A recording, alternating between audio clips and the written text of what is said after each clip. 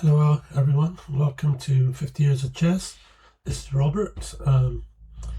Glad that you've been following the games and commenting and subscribing, which is great. Thank you very much. I don't make money out of doing this, so I'm not looking for your subscriptions or anything to try and improve my chance of making money. I had the opportunity to do that and I turned it down. I'm not interested in that. You start getting adverts and everything on your screen, you don't want to see that. So this is just for fun, and I'm just hoping that you're all enjoying it. And for those who are maybe new at playing chess or you want to improve, perhaps I can help in some ways with some of the games I've played, or some of the opponents I've played. Might be able to show you through how they played also, just how you can improve. So let's have a look at another game. My opponent this time is Barry Thompson, who once played for the Grendel Chess Club. The game was played on the 11th of March 1993. I was age 40 then. Barry was a bit younger than me. I think he was in his 20s, early 20s. He was a young black man, tallish, glasses, quite vocal. He was okay, he wasn't a bad lad, and he wasn't a bad player either. He was learning and getting better. He played in the Bristol District Chess League for some years and then disappeared off the scene. I think he may have left Bristol or just didn't want to play anymore, had other things to do. And but he didn't do too bad. He held his own with a lot of players. His rating in this game was 1705, so that's not bad at all. I was 1765 at that time.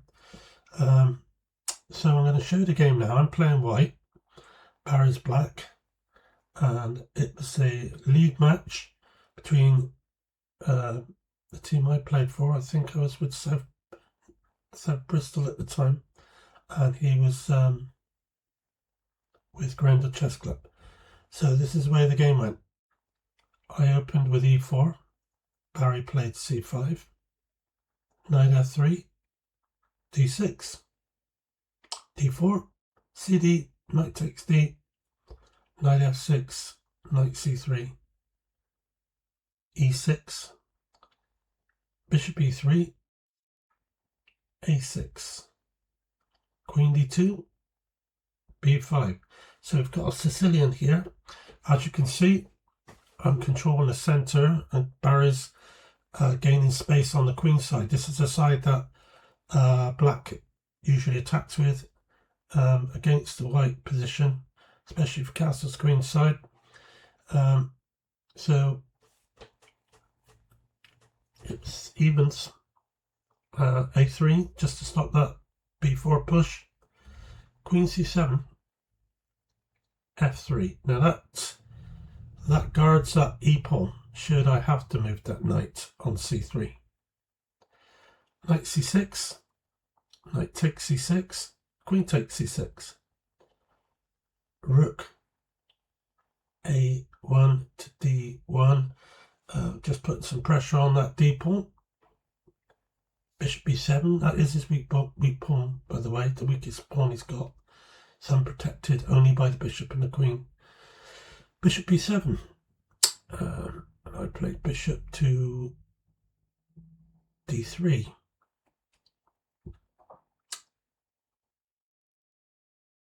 e5. So this pawn move, it does lock the middle of the board, but it does leave black with a weak d-pawn, as I mentioned earlier. And it's difficult for him to push it on and exchange it. So I pushed on the king side. I want to try and kick Barry's knight off of f6, so that I can put my own knight in on d5.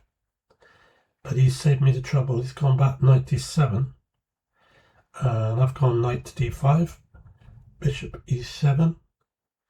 Now he can't castle at the moment, because if he castled, I'd play knight takes e7 check, and I would win the queen with a fork. So he has to do something about that. h5, bishop d7, bishop d8. Yeah, so he's played the bishop to d8.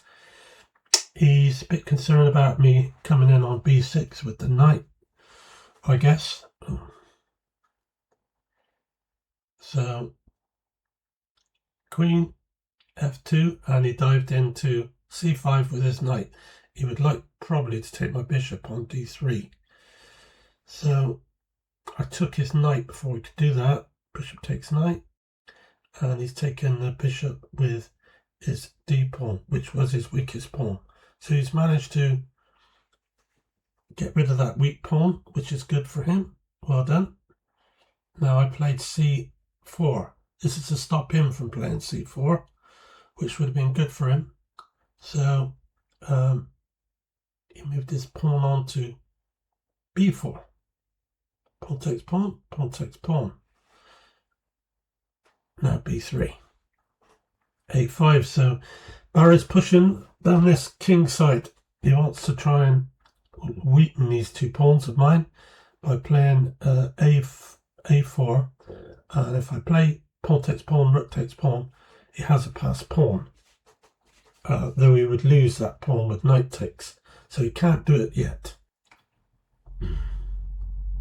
Castles.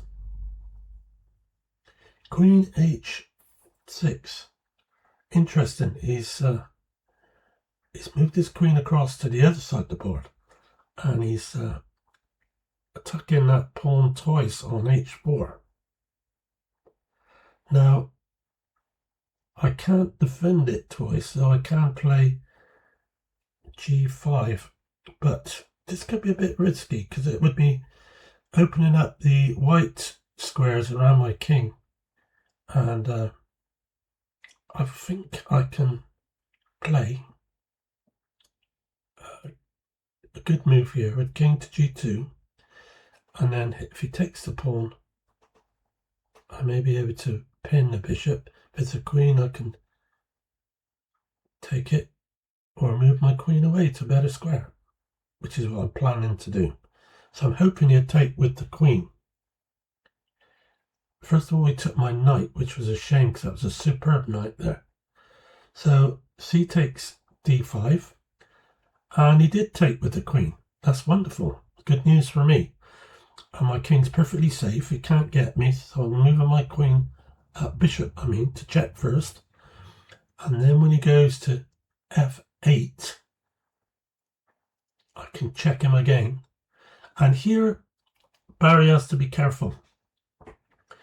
He has two ways he can go here. Three ways. He can either move the king to g8, which would really put his rook on h8 out of the game, or he can play bishop e7, attacking the queen, and even if I play queen to c6, he can move his rook to b8, and I've not got much, but if he goes back with the queen to e7, that's good for me because I can push the pawn on. He then has to move his queen, probably best to play queen to a7 or something like that. But if he does play the queen, say, out to f6 or e6, I would have a little surprise for him. So let's see what happens. Yeah, he's gone back queen to e7. So I push e6. Now he should play queen to a7, but he's gone f6. Now this is a blunder. This is a nice easy win for me now. Can you see what the move is that wins me the game? When I say wins me the game, it gives me such a massive advantage I can't possibly lose. Well, this is the move. Queen to c6. I'm attacking the rook, but I'm also threatening checkmate on e8. And that was why it was a blunder. He can't move the bishop so as to cover the back rank with the rook, because I'll just take the rook. If he moves the rook, then it's checkmate. Here he played queen e6 where he should have went in the first place. And maybe, yeah, because then if I would have gone queen to c6, he could then play rook to c8. He would have been okay, for now anyway. But he made a mistake, a bad one. And so he's played queen e6. I took the rook. Now he's gone back to f6. But yeah, well, he has to protect the bishop. Yeah, that's why he's done it. So, queen back, threatening checkmate again. So he's played g6 this time. Now move the pawn on. I'm a piece up, so it's great for me to do this. If he goes queen takes queen, bishop takes queen, that's fabulous. I'm going to win this. So he went queen into f4. But there's nothing there for him. He's got no checks. He can't do anything. He's probably thinking about playing bishop h4. So he can check me on g3. But I checked him. He's gone to g6, g7. King to g7. And I've now played rook to d5. So now if he plays bishop h4, I can just play queen takes e5 check. And we have to swap queens off.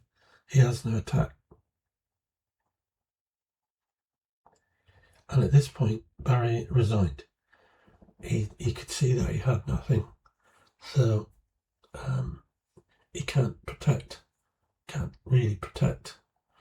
He could play bishop f6. That would protect the pawn. If I push the pawn, he could just take it with the rook or the bishop. So that would be okay. But it's tough. Very tough for him. There's nothing he can do. So that was the game with Barry Thompson from the Grendel Chess Club, one of my old clubs. We've got an anniversary get-together on Saturday this week where members from the present and the past will be attending and playing in a rapid play tournament or blitz, whatever it is. I'm going to try and bring you games from that if I can get someone to record them. And I'll certainly get some photos and show of players from them. My son will be there also, Ben. He's a member who's with the club at this time. So there we are. I'll do another video soon and I'll show it to you. But you see what happened here? He brought the queen back. And that was fatal. It was a wrong move. He should have played the bishop to e7. Then things would have been better for him. But he didn't. He played the queen back. And it's such an easy thing to do. Easy mistake to make. You think you're okay, but then you overlook a little simple move where it's a double threat. And you can't meet double threats. You can't. No matter what you try to do, you can't meet double threats. You're going to lose something from a double threat. And if you can make that happen in a game, then your opponent is going to suffer because of it. So, thanks for watching. I'll bring you another game as soon as I can. Take care, everyone. I hope you're really having a great time. So thank you and goodbye. Robert.